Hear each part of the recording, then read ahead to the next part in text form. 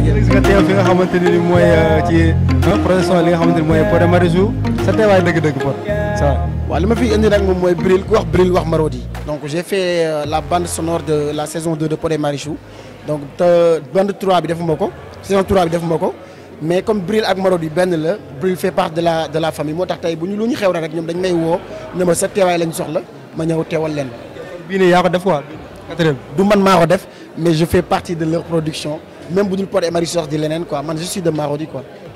mais dama déggoon jamono yi ñu naan sa digganteeg Marichou da ngeen di génn ngeen am relation pare gu ñu ngeen def clip yi ñaar.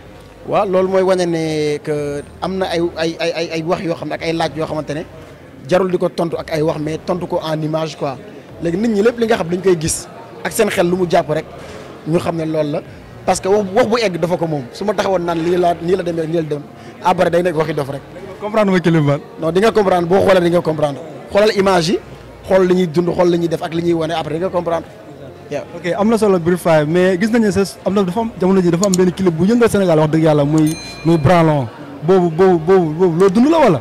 waaw lu ma dund la parce que comme tous les Sénégalais rek parce que ñëpp xam nañ ne tey jii Afrique li gën a tardel problème branlon la boo demee ci benn lieu di wut liggéey du ñu xool li nga mën du ñu xool say diplôme du ñu xool dara dañuy xool kan moo la boole ak ñoom tey nag loolu ma gis ko mu nekk phénomène boo xam te ne laal na jeunes yëpp surtout les étudiants ma ne nag lii comme man en tant que un ancien étudiant dama ko war a way.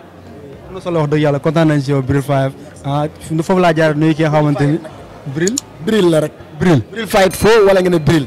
Fight foo. ok merci kontaan nañ ci yow. merci beaucoup kontaan naa.